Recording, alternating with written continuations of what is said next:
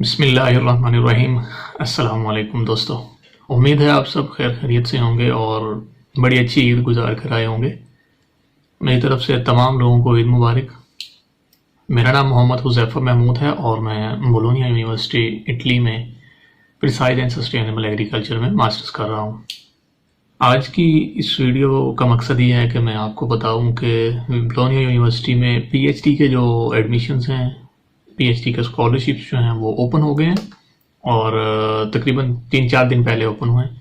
काफ़ी लोगों ने मुझे इनबॉक्स किया और इन्फॉर्मेशन लेने की कोशिश की, तो मैंने सोचा कि मैं आपके लिए एक वीडियो बना दूं ताकि सबको उसका फ़ायदा हो जाए। चूँकि चीज़ें काफ़ी ज़्यादा हैं और वीडियो थोड़ी लंबी हो सकती है, इसलिए मैंने सोचा है कि 2 वीडियोस बनाई जाएँ। पहले में हम देखेंगे कि जनरल चीज़ें देखेंगे, उसके बाद डॉक्यूमेंट्स देखेंगे कौन कौन से चाहिए, उसके बाद आपने डॉक्यूमेंट्स प्रिपेयर कैसे करने हैं और फिर हम देखेंगे कि आपने अपना डिपार्टमेंट कैसे देखना है।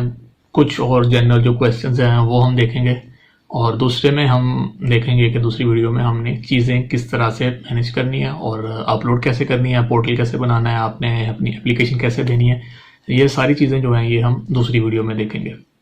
तो इस वीडियो का जो बाकायदा आगाज़ है वो कुछ क्वेश्चंस जो हैं वो आए हुए हैं, मैंने नोट डाउन किए हैं और उनसे करते हैं। जो पहला क्वेश्चन है वो ये पूछा जाता है नॉर्मली कि मैं चौथे सेमेस्टर में हूँ, ठीक है, लाइक मास्टर्स कर रहा हूँ या कर रही हूँ, चौथे सेमेस्टर में हूँ, आखिरी सेमेस्टर है, थीसिस चल रहा है, तो क्या मैं अप्लाई कर सकता हूँ या कर सकती हूँ। तो इसका जो नॉर्मल सिंपल सा जवाब है वो यस यू कैन अप्लाई। आप चौथे सेमेस्टर में भले हों, आप अप्लाई कर सकते हैं, लेकिन 2-3 चीज़ों को आपने ध्यान रखना है कि एक तो आपको थीसिस का कुछ ना कुछ टॉपिक मिल गया हो और आपके जहन में कुछ ना कुछ अंदाज़ा हो कि आपने थीसिस जो लिखना है या आपने काम करना है वो क्या करना है, आपको पूरा पता होना चाहिए। दूसरा, ये आपकी खुशकिस्मती है कि वो अलाउ करते हैं, लेकिन बाज़ औक़ात हमारी पाकिस्तान में डिग्री काफ़ी लेट हो जाती है, वो एक किस्म की बदकिस्मती भी बन जाती है। तो इन्होंने अक्टूबर की तारीख रखी होती है, आपने अक्टूबर तक जो है इनको अपनी डिग्री देनी होती है, फाइनल जो डिप्लोमा होता है। कुछ कोर्सेज में 10 अक्टूबर है, कुछ यूनिवर्सिटी में कहीं 30 अक्टूबर है, तो अक्टूबर से लेट नहीं करते ये लोग। अक्टूबर से पहले पहले आपने अपनी इनको फाइनल डिग्री देनी है, देख लें आप मैनेज कर सकते हैं। अगर आप 4th सेमेस्टर में हैं, आपने थीसिस करना है, फिर आपने सबमिट करना है, वाइवा देना है, उसके बाद फिर आपने डिग्री लेनी है, फिर आपने इनको प्रोवाइड करनी है। अगला क्वेश्चन ये है कि आपको आइट्स की ज़रूरत है कि नहीं। इंग्लिश प्रोफिशिएंसी देखने के लिए यूरोप में नॉर्मली आइट्स चलता है, तो इसका मैं जवाब सिंपल यही देता हूँ कि आपको आइट्स की ज़रूरत नहीं है। लेकिन अगर आपके पास आइट्स है तो ये आपकी एप्लीकेशन में बहुत अच्छा इजाफा होगा। तो मेरा आपको मशवरा यही है कि आप फौरी तौर पे आइट्स करें, उसकी तैयारी करें, आइट्स एप्लीकेशन के साथ ज़रूर लगाएं। ना भी हो तो काम चल जाता है, लेकिन फिर वो आपकी असेसमेंट करते हैं ड्यूरिंग द इंटरव्यू। उसके बाद है कि पोजीशंस जो हैं वो सभी पोजीशंस फंडेड होती हैं या हम सेल्फ पे भी अप्लाई कर सकते हैं। तो 80 to 90% जो पोजीशंस हैं वो फंडेड होती हैं और हम उन पे अप्लाई करें तो हमें स्कॉलरशिप मिलता है अगर हम विन करते हैं। कुछ सीट्स वो रखते हैं सेल्फ फंडेड, सेल्फ फाइनेंस के लिए, अगर आप उन पे भी करना चाहते हैं, अगर आपके पास इतने पैसे हैं कि आप अपनी रिसर्च का, अपनी रिहाइश का, अपनी ट्यूशन का सारा खर्चा उठा सके, then you can go with it. तो 80 to 90% जो पोजीशंस होती हैं वो फंडेड होती हैं। उसके बाद एक बड़ा इंटरेस्टिंग सवाल है, रिपीटेड क्वेश्चन है, हमें स्कॉलरशिप कितना मिलता है अगर मिलता है तो। नॉर्मली जो यहाँ साल का देखा जाता है वो तकरीबन 15,500 यूरो, 16,500 यूरो स्कॉलरशिप है इस दफ़ा। और साइंस, डेटा साइंस और हेल्थ साइंस में जो है ना वो इन्होंने 19,500 की है, थोड़ा सा बढ़ाया है। अगर हम इसको ब्रेक डाउन करें तो तकरीबन 1200 यूरो बनता है एक महीने का, तो which is more than enough. जो उसके बाद हम डॉक्यूमेंटेशन की बात करते हैं कि डॉक्यूमेंट्स क्या रिक्वायर्ड है, ठीक है। ये बहुत इंपॉर्टेंट चीज़ है कि आपने जो भी डॉक्यूमेंट्स उनको देने हैं उनको क्या डॉक्यूमेंट्स रिक्वायर्ड हैं। सबसे पहले तो उनको रिक्वायर्ड है आपकी बैचलर्स की डिग्री और ट्रांसक्रिप्ट। डिग्री को ये डिप्लोमा बोलते हैं, तो आपने दूसरा डिप्लोमा नहीं समझना जो हम करते हैं पाकिस्तान में। डिप्लोमा इनको चाहिए, डिग्री, ट्रांसक्रिप्ट, मास्टर्स की डिग्री, ट्रांसक्रिप्ट। अगर आप चौथे में हैं तो आप एक होप सर्टिफिकेट बनवा लें उनसे, उन्हें कहें कि ये करके मुझे दे दें, मैंने अप्लाई करना है, उस पर आपका हो जाएगा। 2 सेमेस्टर्स की आप ट्रांसक्रिप्ट निकलवा लें, दैट विल बी ओके। फिर इनको एक CV चाहिए, ठीक है। तो कुछ डिपार्टमेंट अपना फॉर्मेट देते हैं, कुछ इम्पोज करते हैं, कुछ कहते हैं कि आप कोई भी CV ले आए, कोई टेंशन नहीं है।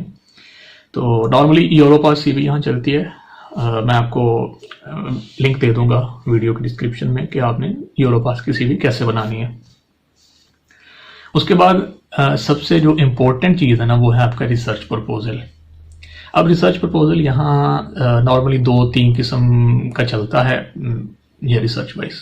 कुछ डिपार्टमेंट्स या कुछ यूनिवर्सिटीज़ होती हैं वो एक मखसूस टॉपिक दे देती हैं, ठीक है ना, रिसर्च प्रपोजल बनाने के लिए, यानी इम्पैक्ट ऑफ फला फला फला ऑन फला फला फला, या हम ऐसे करेंगे ये होगा। कुछ डिपार्टमेंट्स और यूनिवर्सिटीज़ जो होती हैं वो रिसर्च टॉपिक्स नहीं देती, वो रिसर्च एरिया देती हैं, ठीक है, like environmental science, like plant protection, like neuro science, इस तरह का दे दें कि सिर्फ आपने रिसर्च एरिया दिया है, आपने रिसर्च प्रपोजल इनोवेटिव बनाना है।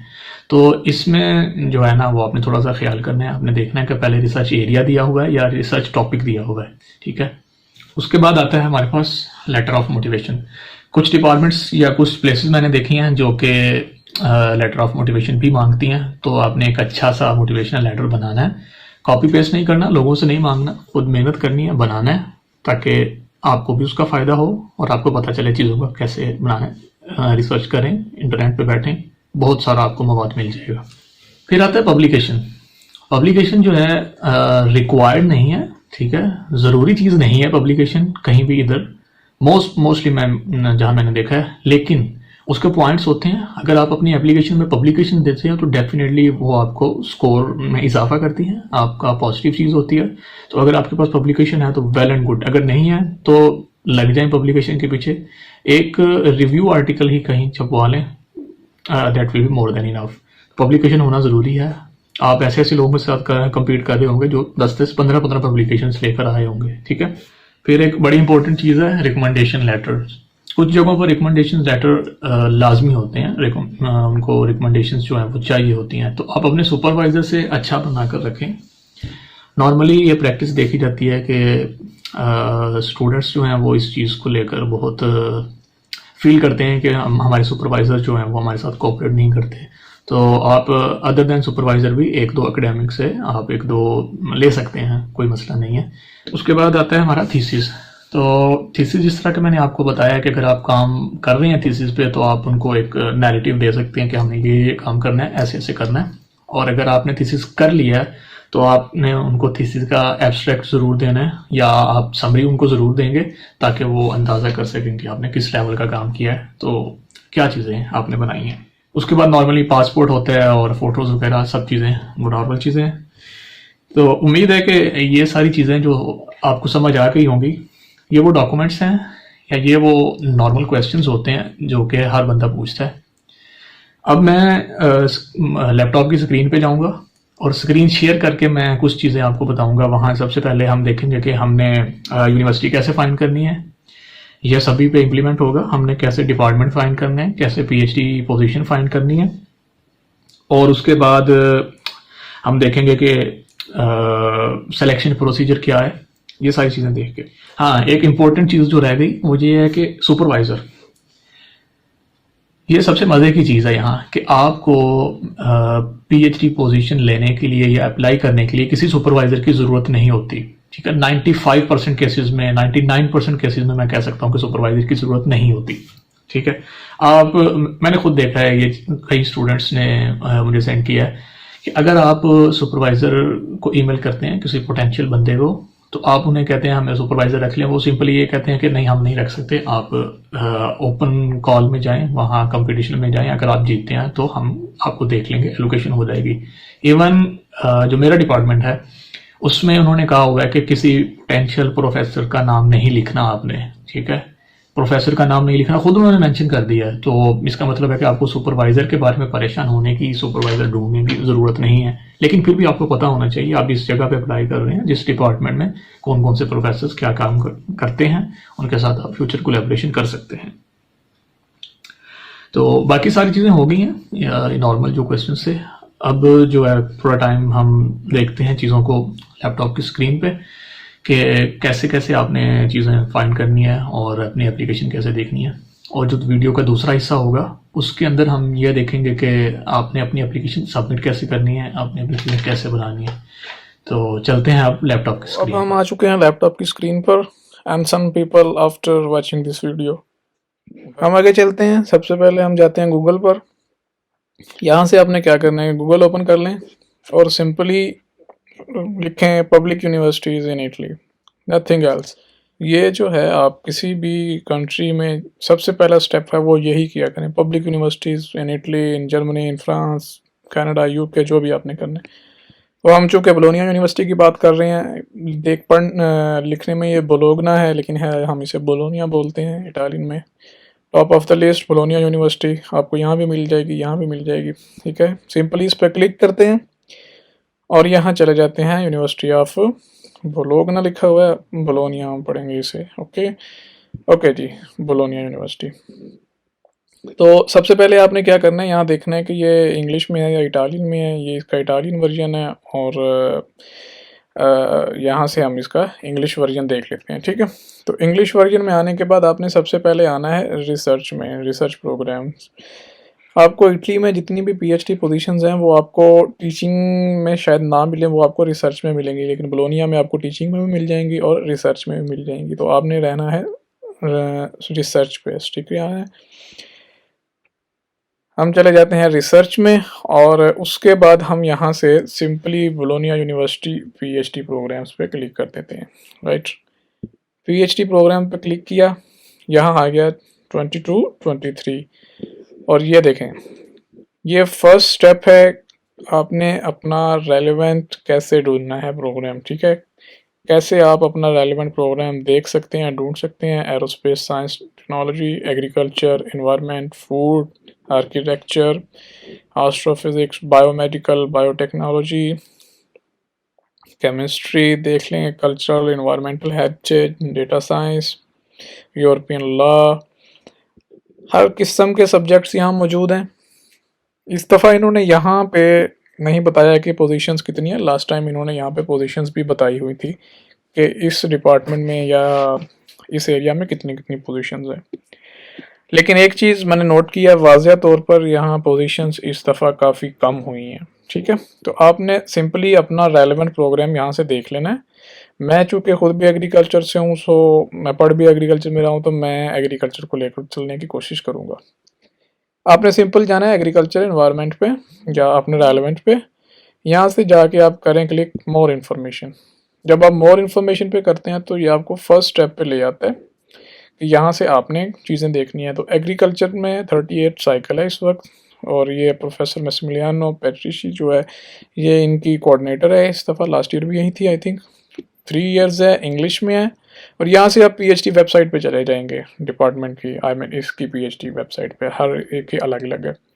उसके बाद आप देख लें, ओवरव्यू यहाँ से कर लें और उसके बाद ट्रेनिंग एंड रिसर्च, ये थोड़ा सा एक्टिविटीज़ लिखी होंगी यहाँ। ठीक है, अब हम डिटेल्स में आते हैं। तो फर्स्ट ऑफ ऑल आपने क्या करना है कि यहाँ से कॉल करनी है डाउनलोड। मैंने पहले भी की हुई है, मैं दोबारा चले कर देता हूँ। क्लिक करते हैं, 38 साइकिल डाउनलोड हो गया, साथ ही पीएचडी प्रोग्राम स्टेप। तो यहाँ तक फर्स्ट स्टेप हो गया, आपने अपना प्रोग्राम कैसे ढूंढना है। उसके बाद हम चलते हैं आपने चीज़ें कैसे देखनी है। उसके बाद हम आते हैं पीएचडी प्रोग्राम टेबल्स पे। तो पहले हम देखेंगे 38 साइकिल को, उसके बाद हम आगे चलते हैं। फर्स्ट ऑफ ऑल, जिस तरह के वीडियो के शुरू में मैंने बताया चीज़ें कुछ, उसके बाद हम यहाँ से एडमिशन पे आ जाते हैं डायरेक्टली। एडमिशन रिक्वायरमेंट्स में आपका सबसे पहले लॉरिया मैजिस्ट्राले होना चाहिए, इसे बोलते हैं हम मास्टर्स, या आपका सिंगल सेकंड साइकिल डिग्री जो है वो होनी चाहिए।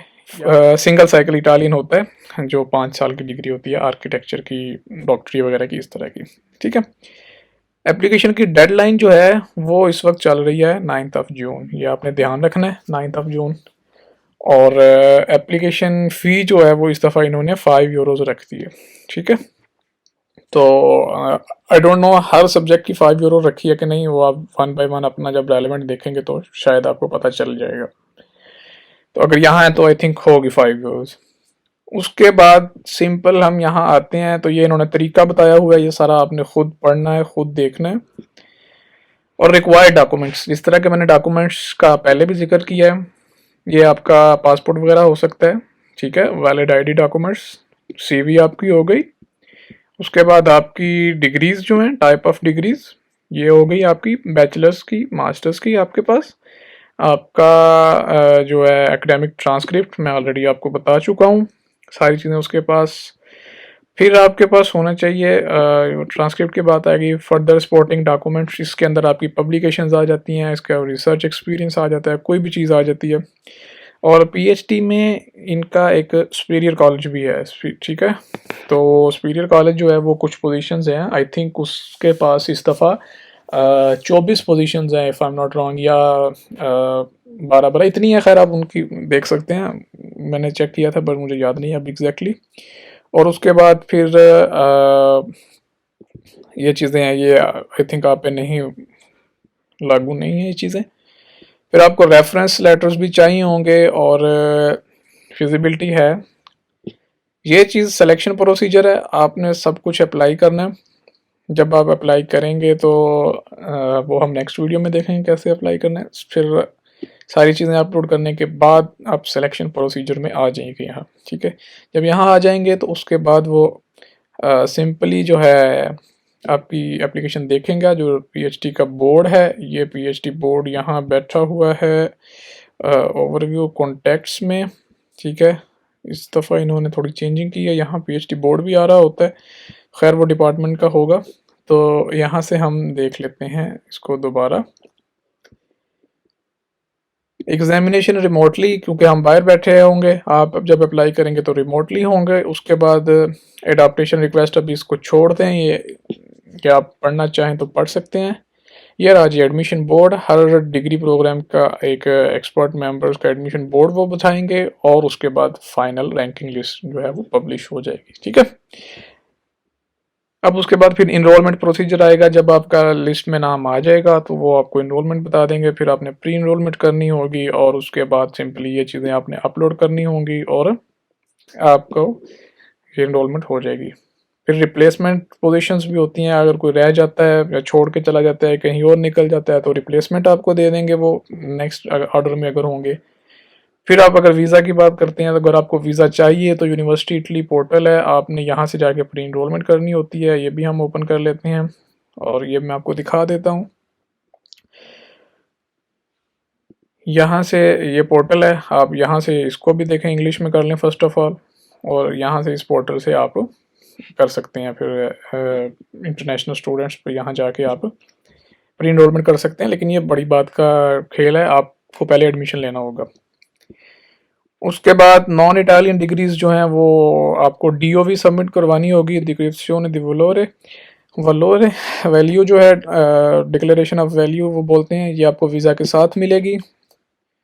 और एक्स्ट्रा कोटे की पोजीशंस होती हैं, अगर आपके पास कहीं से स्कॉलरशिप है लाइक पीफ या एचईसी वगैरह से, तो यहाँ हो जाएगा। ट्यूशन फ़ी की बात आ गई, 157 यूरोज़ जो है वो ट्यूशन फ़ी होती है, ये टैक्स होता है एक किस्म का, क्योंकि पीएचडी पोजीशंस नॉर्मली जो हैं वो स्कॉलरशिप पे होती हैं, तो इसलिए उस तरह की हेफ्टी ट्यूशन फ़ी नहीं होती। उसके बाद स्कॉलरशिप्स की बात आ गई। स्कॉलरशिप मैं आपको वीडियो में भी बता चुका हूँ, 16,000 स्कॉलरशिप इन्होंने रखा है, 16,500 15,500 भी है कुछ का, और डेटा साइंस और हेल्थ का है जी 19,500। और ये जो है आपको INPS, इनकी सोशल सिक्योरिटी का इदारा है, जिस तरह हमारा FBR होता है एक किस्म का, तो आपको वहाँ भी अपनी रजिस्ट्रेशन करवानी पड़ती है, क्योंकि ये एक किस्म की जॉब कंसीडर की जाती है।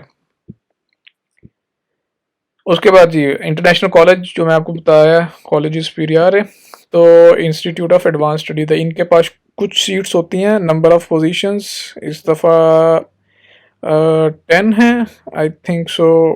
Okay, 5 for subject area science and technology and 5 for subject area, मैं शायद 12 कह रहा था, मैं श्योर नहीं था। चलें दोबारा यहाँ से देख लेते हैं। और ये आपको कुछ एक्स्ट्रा अकोमोडेशन वगैरह प्रोवाइड करते हैं, कुछ एक्स्ट्रा देते हैं चीज़ें, तो आपने ये भी पढ़ लेना है अच्छे से सारी चीज़ें। फिर टाइमिंग जो है वो आपके रेलिवेंट जो भी डिपार्टमेंट में हम अप्लाई करेंगे उनके ऊपर होंगी। एडमिशन क्राइटेरिया में ये चीज़ें देखी जाएंगी, CV देखी जाएगी, इंफॉर्मेशन देखी जाएगी, मोटिवेशनल लेटर वगैरह, रिसर्च प्रपोजल में, ये जनरल चीज़ें मैं आपको बता रहा हूँ, ठीक है। और एर्गो एक इदारा है, रीजनल स्कॉलरशिप देता है उन, वो आपको अकोमोडेशन वगैरह देते हैं, तो उसका ये भी बात की चीज़ें हैं। खैर अभी हम आते हैं दूसरी जो हमने डाउनलोड की है प्रोग्राम फाइल, ये वाली फाइल जो है यहाँ से डाउनलोड किया मैंने, PHP प्रोग्राम टेबल। आपने ये लाजमी डाउनलोड करना है, यहाँ से पता चलेगा कि ये आपने पढ़नी है, पहले ये सारी पढ़ के फिर आपने इस फाइल पे आना है। तो इसमें प्रोग्राम नेम जो है agriculture environmental and food science and technology, 3 साल की डिग्री है ये, 1 नवंबर से शुरू होगी। और आपने बाहर जो मैंडेटरी स्टे करना है वो 3 महीने का होगा। लाइक रिसिप्ट वगैरह जो है ये पैट्रिशिया के इसकी दी हुई है। Coordinator positions, most important things, only 12। Last time जो थी 30 पोजीशंस थी, 30 पोजीशंस थी, और इस दफ़ा सिर्फ 12 है। तो आप सोच लेंगे कितना बढ़ चुका है इस दफ़ा कंपटीशन। और फिर ये 12 स्कॉलरशिप्स का उन्होंने ब्रेक डाउन किया हुआ है कि totally funded by Bologna university, general fund. यहाँ से ये जनरल फंड में से आपको मिलेगा, ये म्योर है, इनकी मिनिस्ट्री है एजुकेशन एंड रिसर्च की।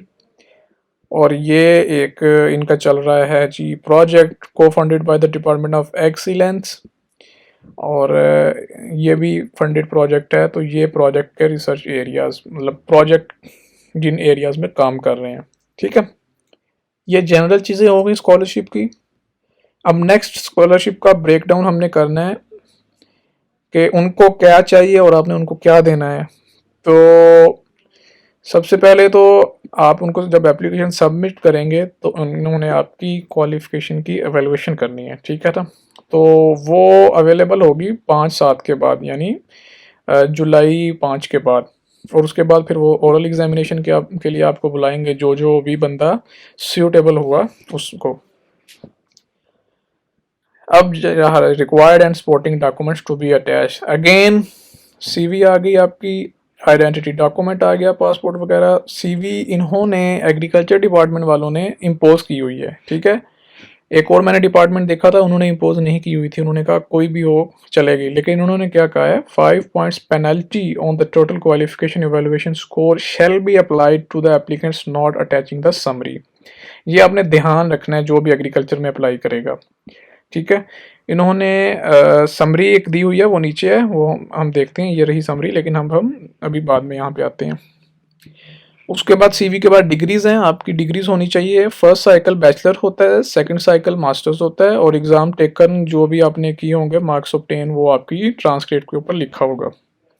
उसके बाद इनको चाहिए रिसर्च प्रपोजल, तो रिसर्च प्रपोजल का भी इन्होंने टेम्पलेट दिया हुआ है। रिसर्च प्रपोजल में क्या चीज़ें देखनी है, ये बहुत इंपॉर्टेंट चीज़ है। आपका मल्टी एनुअल रिसर्च प्रपोजल होना चाहिए, ठीक है, जो कि फ्लेक्सिबल हो 2-3 साल के लिए at least. Activities to be completed during the first year course, ठीक है ना। आपने देखना है कि फर्स्ट ईयर के अंदर आप क्या करोगे, और उसकी रिक्वायरमेंट जो ये हैं, must be written research proposal template, ये टेम्पलेट दिया हुआ है अटैचमेंट 2 में। यहाँ से अब हम टेम्पलेट भी डाउनलोड कर लेते हैं। ये समरी पहले चलें डाउनलोड कर लेते हैं, और उसके बाद टेम्पलेट।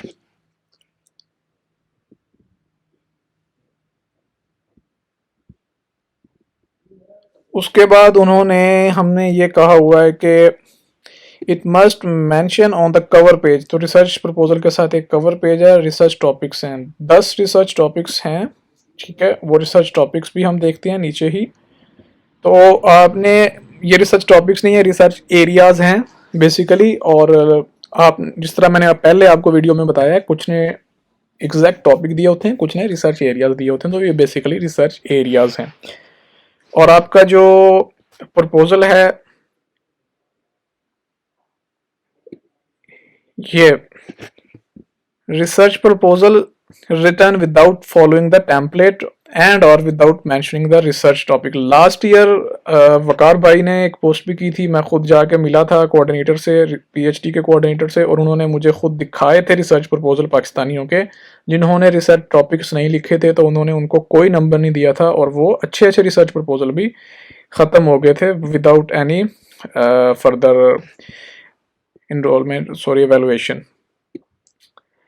20,000 उन्होंने करेक्टर्स रखे हुए हैं स्पेसेस वगैरह डाल के, और उसके बाद इट मस्ट इंक्लूड, ये चीज़ आपने लाजमी तौर पे देखनी है, the state of art, consistency with the applicant study and research path. ठीक है, अब ये नहीं कि आपने कंप्यूटर साइंस पढ़ा है और आप प्रोजेक्ट लिखने लग जाओ इंटरनेशनल रिलेशन में, तो ये थोड़ा सा आपने देख लेना है। डिस्क्रिप्शन ऑफ द प्रोजेक्ट आपको पता होना चाहिए, आप क्या करोगे, कैसे है, ये सारी चीज़ें आपने खुद उनको अच्छा बताना है। एक्सपेक्टेड रिजल्ट्स, और उसके बाद आपने करना है कि टाइम देखना है, और क्राइटेरिया आपने रखना है क्या क्या होना चाहिए, कैसे कैसे आप करेंगे, रेफरेंसेस होने चाहिए। तो ये चीज़ें उनको रिक्वायर्ड हैं। ये जब तक आप उनको नहीं देंगे, आप खुद को बाहर ही समझें, रेस से बाहर समझें। ठीक है, उसके बाद हम आ जाते हैं सपोर्टिंग डॉक्यूमेंट्स पे। जिस तरह मैंने आपको पहले भी बताया, थीसिस का एब्स्ट्रैक्ट उनको चाहिए होता है। ठीक है, ये आपने पढ़ लेना है, और वो ड्राफ्ट दे दें, और ये इतना नहीं होना चाहिए।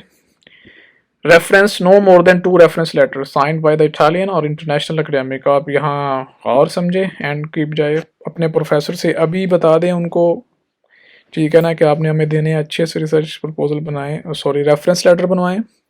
Again publications, list of publications. Okay, आपने पब्लिकेशंस देखनी है। ठीक है, अगर आपके पास नहीं है तो ट्राई करें, आप पब्लिकेशन करें, कुछ ना कुछ रिव्यू लिख के पब्लिश करवाएं। ठीक है, अदर डॉक्यूमेंट्स में आपकी अदर डिग्रीज आ सकती हैं, रिसर्च, कोई भी एक्सपीरियंस है, सर्टिफिकेट, ये रेलेवेंट होना चाहिए। ठीक है, ये तो हो गए डॉक्यूमेंट्स। आगे मोस्ट इंपॉर्टेंट एवेल्यूएशन क्राइटेरिया, आपको पता हो कि जो आपने एप्लीकेशन देनी है, वो जब अगला बंदा उसको एवेल्युएट करेगा तो क्या क्राइटेरिया होगा। तो क्वालिफिकेशन में सेकंड साइकिल डिग्री यानी मास्टर्स की फाइनल मार्कशीट आपके पास होनी चाहिए, और उसके बाद उसके हैं 14 पॉइंट्स, 14 नंबर्स हैं। पब्लिकेशन के 3 नंबर हैं, कंपलसरी नहीं है। अगर आपके पास नहीं है पब्लिकेशन तो आप 3 मार्क्स जो है पॉइंट्स यहाँ से लूज कर सकते हैं। और उसके बाद research activity, study period abroad, ये वो चीज़ें जो हैं जो यहाँ ये वाले डॉक्यूमेंट्स में आ रही हैं, तो ये भी कोई कंपलसरी नहीं है, लेकिन अगेन इसके 5 पॉइंट्स हैं और ये आपके पास लाजमी हों। Then comes the research proposal, 2 ही चीज़ों की एवेलुएशन है। ठीक है ना, बड़ी जो एवेलुएशन होगी आपके डिग्री वगैरह की, वो सबके पास मास्टर्स होता ही है, तो वो यहाँ से नंबर ले जाते हैं। ये जो चीज़ें हैं छोटी छोटी, ये स्टैंड आउट करती हैं। Scientific value and ground breaking nature of the proposal. ठीक है ना, आपने एक, मैं कहता हूँ, झक्कास किस्म का प्रपोजल बनाना है। Then consistency with the applicant study path. ठीक है, 4 नंबर हैं इस चीज़ के, 4 पॉइंट्स हैं, देख लें। और फिर उसके बाद स्ट्रक्चर, जो उन्होंने स्ट्रक्चर बताया हुआ है, उस स्ट्रक्चर के ऊपर आप स्टिक रहेंगे तो आपको शायद 5-6 नंबर ये दे दें, और आप कहाँ से कहाँ स्कोर पहुँच जाए। ठीक है जी, और उसके बाद फिर है फिजिबिलिटी, 10 और 4 14 और 28। ठीक है, और उसके बाद जो है ये इनके 36-40। ठीक है, तो 40 में से आई थिंक आपने 30 पॉइंट्स लेने हैं, तो ही आप जाएंगे यहाँ एवेल्युएशन के ओरल एग्जामिनेशन में। ओके, उसके बाद हम चलते हैं ओरल एग्जामिनेशन में। जब ये पहला मरहला आप पार कर लेंगे, कम से कम 30 पॉइंट्स लेकर, तो नेक्स्ट आपकी इंग्लिश प्रोफिशिएंसी देखेंगे वो 10 पॉइंट्स। तो जिस तरह मैंने आपको बताया कि आइल्स वगैरह ज़रूरी नहीं है। अगर आपके पास आइल्स है, वेल एंड गुड, आप उनको ये भी बता सकते हैं कि मैंने आइल्स भी सबमिट किया हुआ है। एंड देन अगर आपने अच्छी इंग्लिश बोली उनसे और वो इम्प्रेस हुए, तो आपके 10 पॉइंट्स यहाँ से भी आ जाएंगे। देन रिसर्च प्रपोजल प्रेजेंटेशन, तो आपने 2-3-4 स्लाइड्स की प्रेजेंटेशन बनानी है, जो कि आप 10-12 मिनट 10 मिनट तक अच्छी तरह उसको प्रेजेंट कर सकें।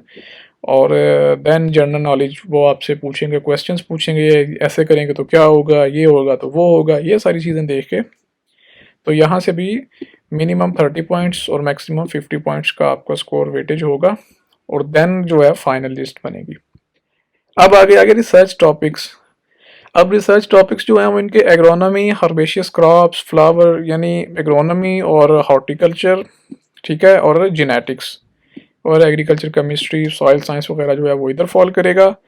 फिर micro ecology, microbial ecology, plant pathology, अब देखें, एग्रीकल्चर एंटोमोलॉजी एक टॉपिक नहीं है, ये एक रिसर्च एरिया है। आप इसके अंदर एक अच्छा सा रिसर्च टॉपिक बना के अपना रिसर्च प्रपोजल बना सकते हैं। Food science and biotechnology, animal science, tree production system यानी फॉरेस्ट्री, वाटर फूड और एग्रीकल्चर वाले। तो ये अगर आप यहाँ रह के प्रपोजल बनाते हैं तो चांसेस अच्छे बन सकते हैं, क्योंकि इस एरिया में काफ़ी ज़्यादा स्कॉलरशिप्स अवेलेबल हैं। ठीक है, तो ये सारी चीज़ें जो थी, ये थी जी अब तक की selection criteria, required documents, scholarship positions, each and everything. And here is the curriculum, आपकी जो सीवी है उसकी समरी। ये भी एक किस्म की सीवी ही है, आपने इसको डाउनलोड कर लेना है, इसको ओपन करना है वर्ड में और यहाँ इसको ऐड करते जाना है चीज़ें अपनी। Period of study abroad, like आप इरास्मस पे गए हो, एक्सचेंज वगैरह पे गए हो, कहीं जाके आपने पढ़ा है, साइंटिफिक आपने क्या किया है, अदर क्वालिफिकेशन आपकी क्या है, इंटर्नशिप्स की है, यूनिवर्सिटी टीचिंग की है। और ये दिया हुआ है रिसर्च का, रिसर्च प्रपोजल का कवर पेज। यहाँ आपने नेम सरनेम अपना लिखना है, टाइटल ऑफ द प्रोजेक्ट। अब ये जो 10 टाइटल है ना, आपने कोई एक टाइटल यहाँ लिखना है। और मैंने आपको पहले भी बताया था कि आपने किसी भी प्रोफेसर का, सुपरवाइजर का नाम नहीं लिखना, क्योंकि ज़रूरत ही नहीं है। इन्होंने लिखा it must be not indicated the name of the possible professors who will be the responsible for PhD candidate research activity and thesis. A supervisor is appointed by the academic board only after enrollment. तो वो supervisor आपको खुद देंगे, आपको करने की ज़रूरत नहीं है। अगेन थोड़ा सा इन चीज़ों को आप देखेंगे तो बड़ा अच्छा हो जाएगा। ये रहा जी जो स्ट्रक्चर है, और इसके 6 मार्क्स हैं। आपने यही स्ट्रक्चर फॉलो करना है। State of the art, description of the project, expected results, time, फिर criteria to be use, finding whatever जो भी आप क्राइटेरिया रखेंगे, देन रेफरेंसेस। तो ये एक जनरल डिस्क्रिप्शन हो गई या ब्रेक डाउन हो गया चीज़ों का। यहाँ से आई डोंट थिंक सो कि अब कोई ऐसी चीज़ है जो कि आप दोबारा पूछें या क्या करें। तो अब जो है ना, आपको क्लियर कट हो जाना चाहिए कि आपके पास चीज़ें क्या क्या हैं, कौन कौन से डॉक्यूमेंट्स इनको चाहिए, कौन कौन सी चीज़ें चाहिए। किसी और अगर डिपार्टमेंट को खोल कर देख लेते हैं। हाँ, यहाँ से पीएचडी वेबसाइट पे भी आपने चले जाना है। यहाँ से भी आपने लाजमी तौर पर चीज़ों को फॉलो करने की कोशिश करनी है। कुछ ना कुछ आपको यहाँ से भी मिल जाएगा, लेकिन मोस्टली चीज़ें मैं आपको बता चुका हूँ। यहाँ से आपको टीचर्स मिल जाएंगे, रिसर्च एरियाज़, पीपल जो भी काम कर रहे हैं, पीएचडी बोर्ड, पहले पीएचडी स्टूडेंट्स जो हैं वो मिल जाएंगे। ठीक है, ये इनका पीएचडी बोर्ड है। और क्लाउडियो राती जो हैं ये कोऑर्डिनेटर हैं हमारे भी। और ये सारे ये देख लें। ठीक है, तो ये सारे प्रोफेसर्स और जितने भी हैं ये इनके बोर्ड में बैठेंगे, आपकी इवैल्यूएशन करेंगे। आप ऐसे भी कर सकते हैं कि इनका जो एरिया है, like agronomy, crop, agriculture, microbiology, economics, तो आप अपना प्रोजेक्ट इंक्लाइन भी कर सकते हैं, लेकिन ये देख सकते हैं आप क्या आपने करना है। उसके बाद अगर आप देखते हैं तो पीएचडी स्टूडेंट्स जो पिछले इस वक्त लास्ट टाइम काफ़ी ज़्यादा थे, इस दफ़ा थोड़े से कम हो गए हैं। इस साल 129 हैं इस वक्त यहाँ पे। और टोटल जो लास्ट साइकिल के 42 हैं। ठीक है ना, 38 के और PON कॉल के 12, तो 42 हैं, और ये काफ़ी ज़्यादा है। एग्रोनॉमी में सबसे ज़्यादा थे। ठीक है, तो ये फ्लक्चुएशन होती रहती है। इस दफ़ा कम है, अगली दफ़ा शायद और बढ़ जाएं स्टूडेंट्स। तो depends upon the projects and number availability of the positions. तो ये सारे पीएचडी जो हैं स्टूडेंट्स हैं, उनकी प्रोफाइल्स हैं। आप इनके साथ भी रब्ता कर सकते हैं टू डिस्कस थिंग्स। ओके,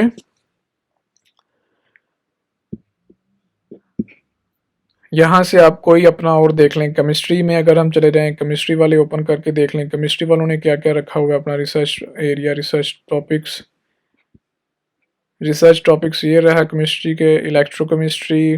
ठीक है, और उसके बाद एनालिटिक्स साइंस, ये सारी चीज़ें जो हैं केमिस्ट्री वालों की हैं। अगर इनका पीएचडी प्रोग्राम हम डाउनलोड करके देख लेते हैं टेबल, तो केमिस्ट्री के इस दफ़ा सिर्फ 5 स्कॉलरशिप हैं।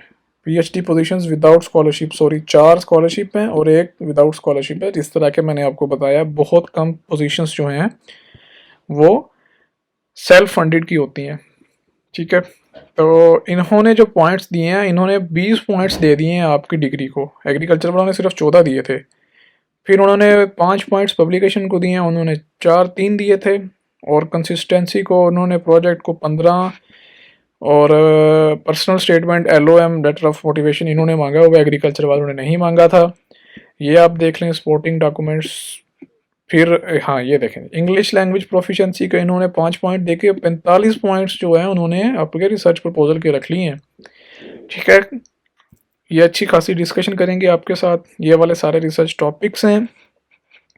कंप्यूटेशनल केमिस्ट्री देख लें, उसके बाद physical chemistry, electrochemistry, photo chemistry, analytical sciences, structure and solid state chemistry, like all these things. तो ये आप अपने रेलिवेंट डिपार्टमेंट की यहाँ से जाकर ओपन करें वेबसाइट पहले, हेल्थ एंड टेक्नोलॉजीज़, इनका स्कॉलरशिप भी ज़्यादा है, इनका यहाँ से डाउनलोड करें और देखें। ये सब कुछ देखने के बाद फिर आप अपनी प्रोफाइल बनाएंगे, ठीक है। अपने डॉक्यूमेंट्स तैयार करेंगे, अकॉर्डिंग टू रिक्वायर्ड डॉक्यूमेंट्स अपनी एप्लीकेशन तैयार करेंगे। और फिर हम नेक्स्ट वीडियो में देखेंगे कि आपने अपनी एप्लीकेशन कैसे बनानी है और सारी चीज़ें ये कैसे चलेंगी, क्या हिसाब किताब होगा। ओके भाई, क्या कर रहा है तू? सब कुछ तो बता दिया तूने, हम खुद क्या करेंगे?